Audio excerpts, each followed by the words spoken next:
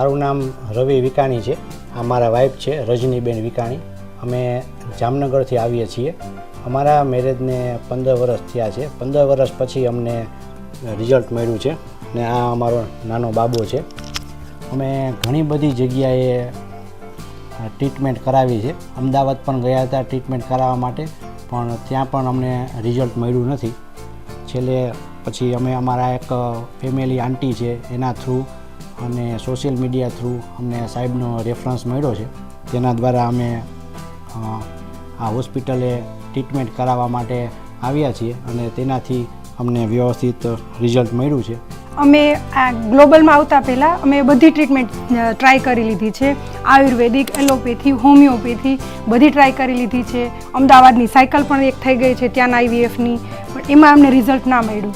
એટલે આટલા વર્ષના અનુભવ પછી અમે આમ થાકી ગયા હતા કે ચલો હવે આપણે આટલા વર્ષ થઈ ગયા છે મેરેજને તો રિઝલ્ટ કેમ મળશે. પછી જે મારા હસબન્ડે કીધું એવી રીતે અમને એક રિલેટિવ થ્રુ સર જોડે વાત થઈ. પછી આમ સરને મળ્યા.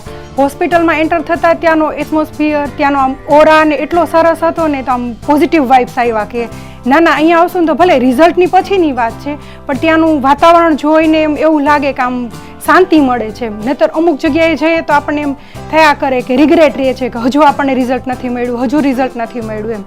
પણ અહીંયાનું એટમોસ્ફિયરથી લઈને સરનો નેચર, પછી મેડમના બધાના સપોર્ટ, મેડિકલ સ્ટાફથી લઈને બધા વ્યવસ્થિત છે. અને અહીંયાના જે આપણે મેડિકલ સ્ટાફ છે, નર્સિંગ સ્ટાફ છે, સર છે, મેડમ છે, ફાલ્ગુની મેડમનો એટલો સપોર્ટ રહે છે. એ લોકોનો હોલિસ્ટિક અપ્રોચથી ને અમને ઘણો બધો સપોર્ટ રહ્યો છે. પ્લસ અહીંયા અમને મેડિટેશન કરાવે છે, એનાથી પીસ ઓફ માઇન્ડ એટલું સરસ સેટ થયું છે અમારું. એટલે આ બધી વસ્તુ જ્યારે ભેગી થઈને પછી એમને એમ રિઝલ્ટ મળ્યું છે ને, એનાથી અમે એટલા સંતુષ્ટ છીએ ને કે એનાથી ને અમે આગળ બીજા બે પેશન્ટને અમે ઇન્કરેજ કરી શકીએ અને અમારી સક્સેસ સ્ટોરી અમે એમને કહી શકીએ કે આટલા વર્ષની જર્ની હતી. ભલે અમારા માટે પેઇનફુલ હતી, એવું નથી, પણ પેઇનફુલ જર્ની પછી જે અમને રિઝલ્ટ મળ્યું છે ને એની અમને જે અત્યારે સંતોષ છે ને એ અત્યારે બહુ સરસ છે. એમાં પણ અમને 4 IVFની સાયકલ 12 કરાવ્યા પછી પણ અમને રિઝલ્ટ મળ્યું નહોતું. પછી અમને રિઝલ્ટ મળ્યું. પ્રેગ્નન્સી અમારી કન્સીવ થઈ, પણ પ્રેગ્નન્સી કન્સીવ થઈ તે ડિલિવરી સુધીનો અમારી જે જર્ની હતી એ પણ એટલી ડિફિકલ્ટ હતી. પણ અહીંયાની અમારી ટ્રીટમેન્ટ થ્રુ જે અમને બધો સપોર્ટ મળ્યો, એમાં બ્લીડિંગ થયા, વચ્ચે સ્પોટિંગ થયા, એમાં વચ્ચે ઇમરજન્સીમાં રાતે ક્યારેક આવવું પડ્યું, એના માટે અમને બહુ સપોર્ટ મળ્યો છે મેડમથી લઈને સરનો.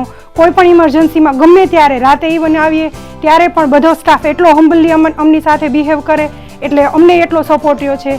નહીંતર બ્લીડિંગ સ્પોટિંગ વખતે અમને પણ એટલું ટેન્શન રહેતું, પણ એ લોકો એટલો સપોર્ટથી અને શાંતિથી સમજાવતા કે મેડમ ટેન્શન લ્યો નહીં, ટેન્શન લેવાથી આટલા તમને નુકસાન થશે, આ વસ્તુ વિચારવાથી તમને ફાયદા થશે, એ બધું હતું આગળ. પછી 4 મહિના પછીની પ્રેગ્નન્સીની 4 મહિના પછીની હું તમને મારી જર્ની કહું તો મને ડાયાબિટીસ આવ્યું હતું, પછી મને થાઇરોઇડ પણ હતું. એ બધી વસ્તુમાંથી નીકળતા અમને એટલું પ્રોબ્લેમ આવતા પણ ડિલિવરી સુધી અમને એટલો સરસ સપોર્ટ હતો કે અમને કોઈ ટેન્શન ના રહ્યું. સ્મૂથલી અમારી ડિલિવરી થઈ ગઈ ને બેબી ડિલિવરી થયા પછી પણ બેબીને એટલો સરસ સપોર્ટ મળ્યો, એના માટે એટલી સરસ ટ્રીટમેન્ટ મળી. સરનો આખો મેડિકલ સ્ટાફ 24 કલાક આપણે કહીએ ને એવી રીતે એ લોકો ખડા પગે તૈયાર જ હતા અમારા પેશન્ટ માટે. અમે ચલો ફોન કરીએ આવીએ છીએ તો બધા રેડી હોય છે. પ્લસ બધા અમને સપોર્ટ પણ એટલો કરે છે. અમારા એક ફ્રેન્ડ આઉટ ઓફ ઇન્ડિયા છે, અમે એમને સજેસ્ટ કર્યું. એ લોકોએ 3 સાયકલ 12 કરાવી છે. તો અમે એમને કીધું છે કે તમે અહીંયા સરને આવો, તમે મળો, તમને એવું લાગે કે વ્યવસ્થિત છે, પછી તમે આગળ ટ્રીટમેન્ટ સ્ટાર્ટ કરો. એ લોકોએ અત્યારે ટ્રીટમેન્ટ સ્ટાર્ટ કરી દીધી છે. પછી ગોડ બ્લેસ કે એમને અત્યારે અમારી જેમ રિઝલ્ટ મળી જાય, એક નાનો એવો પ્રત્યુષ એમને ત્યાં પણ આવી જાય. એટલે ભગવાન બધાને કહે છે ને કે ડૉક્ટર કંઈ ભગવાન નથી, પણ ના, હું એવું કહું છું ભલે ભગવાન નથી પણ ભગવાનથી ઓછા પણ નથી. Thank you global IVF.